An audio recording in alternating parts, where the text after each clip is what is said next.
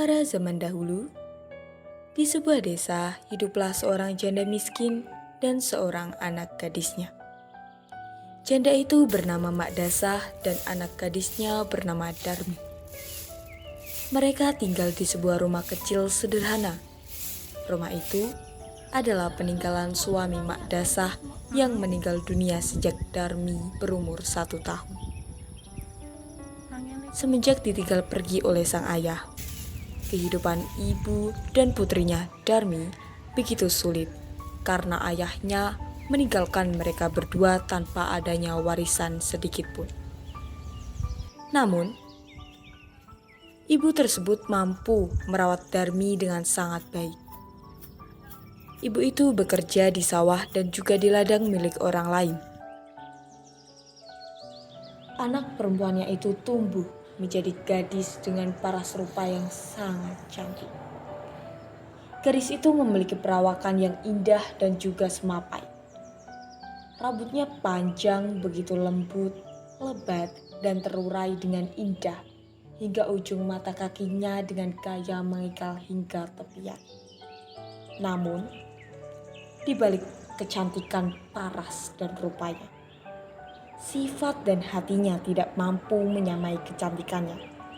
Antara hati dan perilaku sungguh teramat berbeda.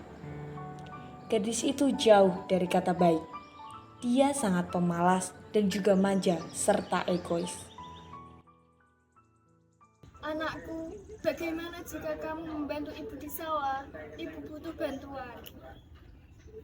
Mana mungkin aku bekerja di sawah? Ibu kan tahu kalau di sawah itu kotor, menjijikkan. Nanti kukuku ini nggak cantik lagi karena terkena lumpur.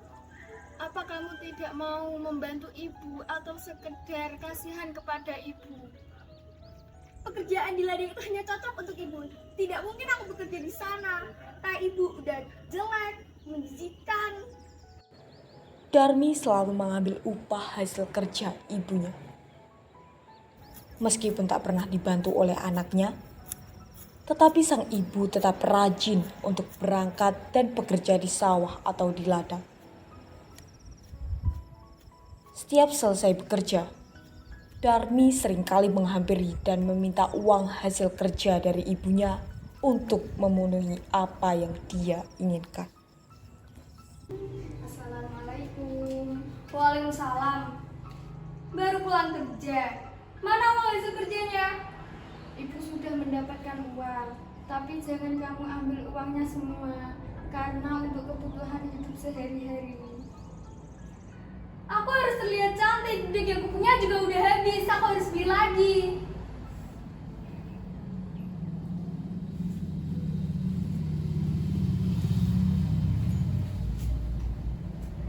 Suatu ketika, ibu mengajak putri sematawayangnya itu untuk menuruni bukit menuju desa, di mana banyak pemukiman yang dipadati penghuni untuk berbelanja segala macam kebutuhan. Desa tersebut terletak di lokasi yang teramat sangat jauh dari rumahnya, tanpa kendaraan apapun, sehingga untuk menuju desa itu mereka harus berjalan kaki dengan jarak yang sangat jauh dan cukup membuat lelah.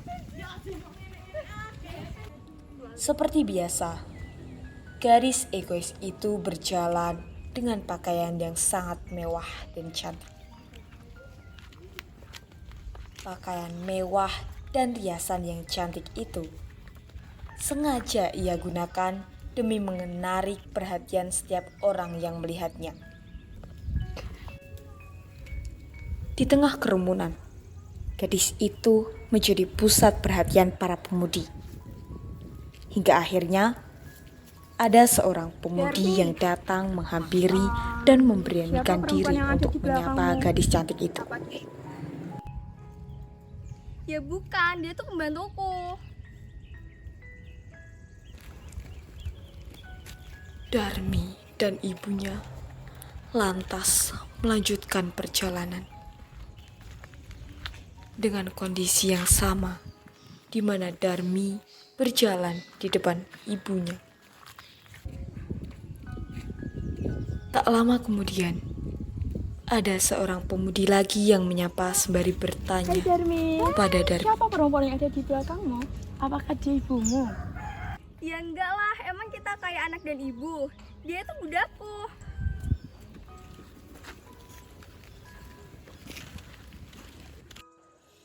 Sang ibu kembali merasa terluka. Tapi ia terus berusaha menahan diri dari amarah. Namun sepanjang perjalanan, begitulah yang dilakukan anaknya. Darmi selalu menyebut ibunya sebagai pembantu dan Dia itu malu budakku. mengakui keberadaan Bukan, dia ibunya. itu pembantuku. Karena penghinaan tersebut terus berulang. Dan sang ibu terus merasakan terluka. Akhirnya sang ibu berhenti di pinggir jalan. Dia berdoa duduk bersimpuh sambil menangis. Karena melihat perilaku anaknya yang begitu kejam.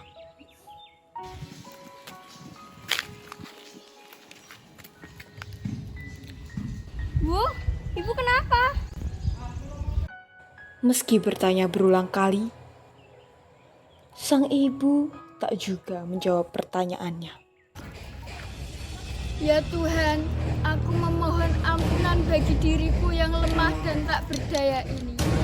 Aku sudah tidak sanggup menghadapi sikap angkuh putri hamba ini. Aku memohon ampunan kepadamu ya Tuhan. Ya Tuhan, tolong hukumlah kepada putri hamba yang durhaka ini. Aku memohon kepadamu ya Tuhan.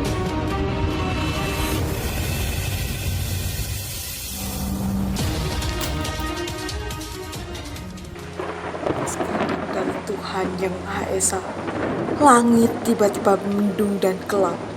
Petir menyambar di setiap sudut langit seolah memperlihatkan amarah yang begitu besar. Darmi yang merasakan itu menjadi panik dan mulai berteriak.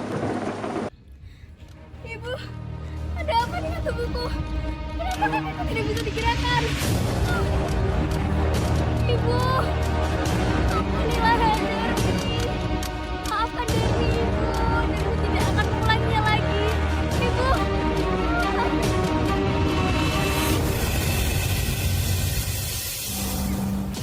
Namun,